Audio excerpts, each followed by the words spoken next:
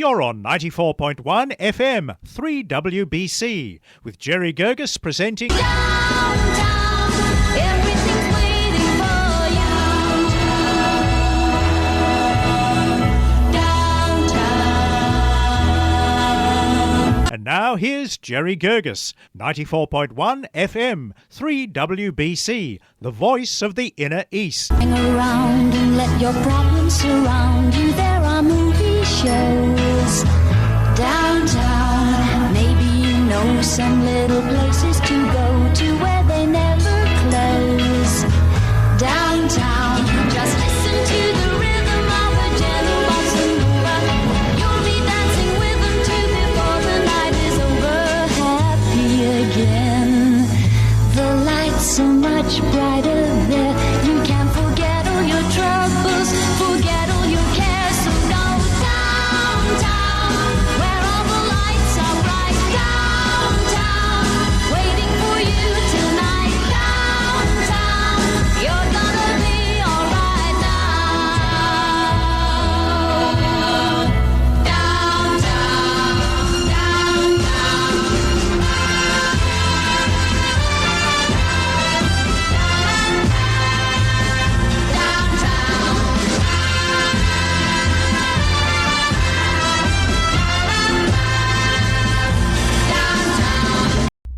Welcome to 94.1 FM Downtown, podcast, interview, music, sports segment, Monday the 18th of September, 2023, with professional long-distance walker, Leanne Dawes, and all-time football player, Barry Rochow. Hi and welcome. Thank you, Jerry. Good evening, Jerry. And what a weekend it's been. Can I just start by sending our sincere condolences to the Barassi and Neal families. Ron Barassi died at the age of 87 on Saturday, the 16th of September. Played more than 250 VFL games for Melbourne and Carlton before then becoming a coach. In total, he won 10 premiership as a player and coach for Melbourne, Carlton and North Melbourne. St Kilda mourns death of 1966 premiership hero Kevin Neale the Cowboy. He played 206 matches for the Saints, winning the club's sole VFL AFL premiership, kicking 5 goals when they defeated Collingwood by a point in 1966 grand final. How was that? How was that? Yeah. Well, that would have been sensational. Kilda. And another break for Collingwood. It was quite sad that we are losing some of these past fantastic athletes and professional peoples.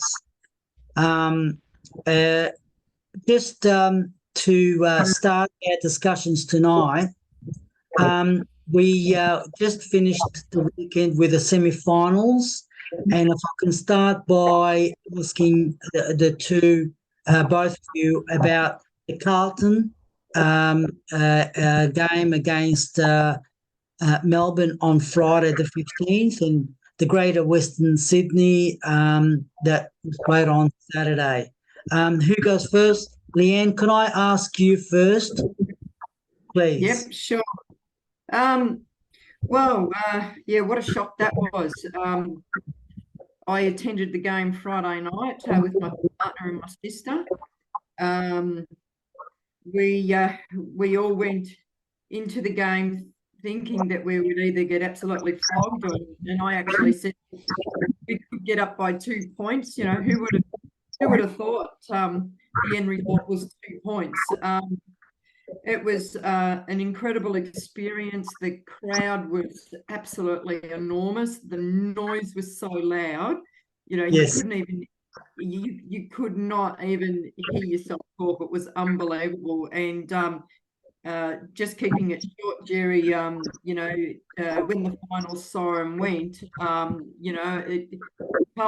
the Carlton people that attended were in total disbelief that, they got over the line with Blake Acres kicking the goal that gave the 2-point win. It was just absolutely amazing. Just to add to that, I was sitting in level 2A, and I swear that whole level was moving because the supporters were jumping up and down that march. The whole level was just going up and down. It was an unbelievable, experience. It was just mad. It was. Barry, just on that. Oh, look, I thought we had, and I said to probably you and Leanne, I thought we had a sneaky chance of beating them. We beat them 3 or 4 weeks beforehand in a very narrow result, very similar. And you have a look at that game, a lot of what I call the 1%ers, they all went Carlton's way. Like Melbourne hit the post 3 times. They had a goal. They kicked a goal, went back to the centre, got reviewed. It was touched. Max Gorn hit the post there. He would normally kick that. 2 balls touched on the line during the night. Both went Carlton's way. So, it reminded me a lot of the 99 prelim when we played Essendon. And I was at that game, and just everything went our way on the day. Essendon kicked points. They would normally have kicked goals. And we got across the line that day by 1 point. Yep. So, it reminded me a lot of that game. We were there, but I thought, we were always close, but I thought, I reckon Melbourne will just do enough to get across the line. But they missed some crucial goals, absolutely crucial goals that they would normally kick. Just on that, I just think because I was absolutely very privileged to have got tickets from Leanne just to turn up. It was an amazing evening on Friday, the atmosphere, the environment. I wanted to just touch on what both of you commented, and that was haphazardly we got across. There was a lot of kicks by Carlton to Melbourne players, and I thought everybody on either side of me was saying, "Why did you do that?" So there was a lot of that, but haphazardly we got over. And I think that's what football was all about. The excitement that you had to go. Carlton just kept on going and going, even though coming up to the last dying minutes, they weren't winning. It's just haphazardly it got through. And it was remarkable how it ended up. But what a game. It was nail-biting.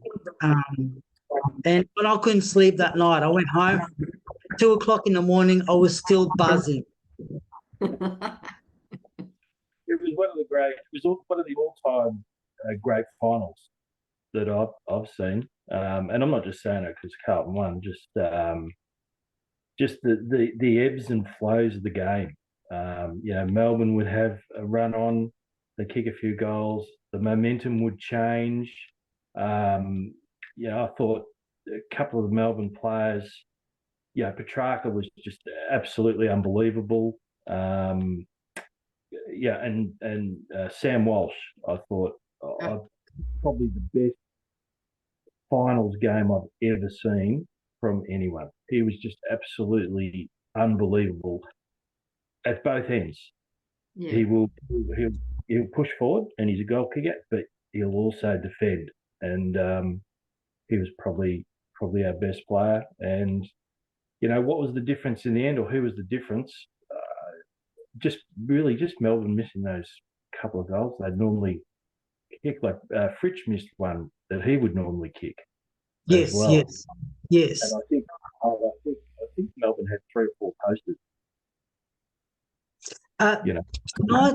In tonight's discussion, we normally have our sports analyst John Marcy Covetri, but unable. Then Adam Holden, who also reports on sports, is not on tonight as well. I'm sure John would have said extra comments about the game, being a Melbourne supporter that he is. And Adam Holden, do you want to talk about Carlton? He's a Hawthorn supporter, but he's big enough to talk about what happened. He just recently came back from Dubai. I want to move on to the other thing, and that is the burning issues. I want to talk about one thing's the fixture, the day, the place, the kickoff time. And there was 2 incidents reported, been actioned by the match review officer. Melbourne forward Kaiser Pickett, a high bump on a Carlton captain, Patrick Cribbs. There was also, maybe you guys can tell me what's happening with Tom Sparrow and Jack Vinny. Well, I think Cosy Pickett, did he get 2 weeks? Is that? I don't know. I haven't heard if anything's been actually sanctioned yet. He's been offered 2 weeks. I'm not sure, but look, he hit him. Yeah, you can't hit him in the face. It's no different to who got reported the week before? I can't remember now. Martin. Yeah, and he hit Blake first and got a week, and probably Pickett should probably get the same. Between 1 and 2. At the end of the day, Cripps got a broken nose out of it, so that's worth at least 1 week, possibly 2. What's the issue around the blood rule? There was so many discussions today about it, and they were saying he should have come off, maybe he should have stayed. Any news on that? Well, the protocol for that is if it's flowing blood, they have to come off. Yeah. If it's not flowing, they can stay on the ground. Right. Okay. So, whether or not Cribbs was standing on the right side of the umpire, I don't know, and he was able to, get away with masking how much was actually bleeding from the nose. I don't know, but I guess I was too far away from the incident, but I certainly didn't see anything. And you've got the luxury of watching the big screen as well to get attention. He was on, which you don't see when you're at the game, but you see when you're watching on the TV. They go, they've got a camera right on the interchange bench, and he was receiving attention pretty much on and off after the incident. So I think they stopped the flow, then he went back out, started to bleed again, and he was on and off, several times after the incident. Right, okay. Yeah. So can I just go back to the original question, and that is any burning issues from either review about fixtures, time, place? Barry? Well, the fixtures are grossly unfair to both the Giants and Carlton. The Giants have only got a 6-day break, which I think is not in a preliminary final. All right, they happen during the year. And for Carlton, if they are to beat Brisbane, I would think, well, they've got 2 options. They either fly back to Saturday night and get back into Melbourne about 1 a.m, or they'll have to stay up in Brisbane and not fly back till Sunday. Because you look at 5:15 start, get a finish at 8:15, 8:30. By the time you would get out to the airport, that'd be 10 o'clock at least. And you've got a 2-hour flight back. You're not getting home till 1 or 2 in the morning. That's just, to me, that's absolutely ridiculous. And the answer was simple. You play Carlton Brisbane on the Friday night, and Collingwood and the Giants at a 3:20 350 starts, something like that. To me, that would be the fairer thing to do for both Carlton and the Giants. At the moment, Carlton playing Brisbane at the Gabba 5:15. That's Eastern time, isn't it? Eastern Standard Time or daylight saving, isn't it? 5:15 is 5:15. It's not an hour behind, a half an hour behind to anyone else other than Northern Territory. So 5:15. So just along those lines, I did want to talk about some of the predictions, but the day or the place or the time, we've sort of covered. You covered that, but there's more things to be done. I think more to be said about the fixture and how it is and it's been placed. We know that Collingwood is going to play GWS at 7:50 coming up Friday. No Sunday games. The question is that should we have Sunday games? Should we have Sunday games better than? When there's only 2 games. I think so. You don't need a Sunday game for a preliminary final. I think you need one on the Friday night, which they've got, but I think they've got the wrong one. That's all. Because it's unfair to have to travel back at either 1 or 2 in the morning on a Saturday night, or I dare say they would stay in Brisbane and then fly back Sunday morning. That's too big an advantage for Collingwood or the Giants. So that's a day and a half advantage. That's like a grand final. Yeah, my mail is that Carlton will fly back Saturday after the game. They sort of planned that as soon as the fixture came out that we were playing on the Saturday afternoon. That's why they're playing at 5:50 or 5:15 or whatever it is, so they can get the boys back. And also, I'm led to believe there's no accommodation in Brisbane as well. It's all booked out. Okay. Oh, could I also? Sorry, can I ask the question about Collingwood hasn't played now for 2 weeks? Advantage, disadvantage?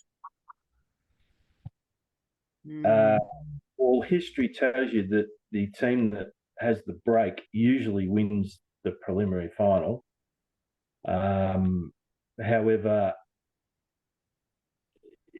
well, I suppose you won't know. But the Giants are on at the moment, right? And they've played pretty much every week. They haven't rested any players. They've got a full list. So whether the week's break for Collingwood is an advantage or a disadvantage, you won't know till game time.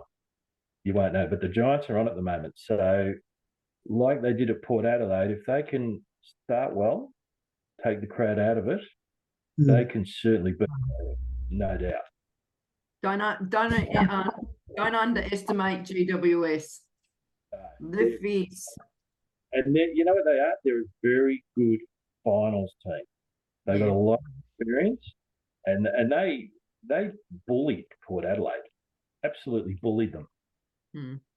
You know, they played really good finals football. I think, what have they won, 12 of the last 13 games or something? I think you're right, Barry. They missed out on. They've had one loss in that streak. And that was pretty much the same as Carlton. They've just lost the one game in that streak as well, and that was to GWS. I'm just getting I'm getting a wind up from the software. Can I just go to the last item tonight on 94.1 FM 3WBC and predictions? Collingwood versus GWS. Just the predictions from Leanne Dawes. Well, you would go with Collingwood because of where they landed. They landed on top of the ladder. But geez, I tell you what, I have a sneaky feeling that GWS are going to roll them. Ooh, okay. Barry? You have to tip Collingwood. They finished Right. They've got a pretty full list. However, I 100% agree with Leanne. Would not surprise me if the Giants rolled them. They rolled them 3 or 4 years ago over there in the same match in the preliminary final in 19, I think it was, and they can certainly do it again. Yeah. Okay, and the most sensitive to our hearts, Carlton versus Brisbane Lions. Leanne, if you can start on that one, please. Yeah, I pretty much have no doubt that Brisbane will get the job done over Carlton, although, you know, my heart wants Carlton to win. Yeah. Barry? Look, they haven't lost a game up there this year. They haven't looked like losing a game up there this year. I think they've won 11 or 12. However, we're there, and if you're there, you're a chance. And I would think that we are a better chance than beating Essendon in '99. We're a better chance to beat Brisbane. We would no hope against Essendon that year we rolled them. We would be a very rough chance, but we're a chance because we're there. Yeah, exactly. Hey, wouldn't it be something if it was a GWS Carlton grand final? Oh. What about a Carlton Collingwood? Oh. Well, yeah, that's a possibility too, but yes. No, look, I think whoever makes it, I think will be a very good grand final. I don't think it matters who wins. I think we're in for a really good grand final. I really do. Absolutely. Yeah. That I can absolutely agree to both of you. I sincerely want to thank Leanne Dawes and Barry Rochow for participating tonight. And we look forward to this coming results this Friday, Saturday. Big games. So thanks again, and good night and good luck. Okay. Good night, Jerry. Thank you very much. Absolutely. Thanks, Jerry.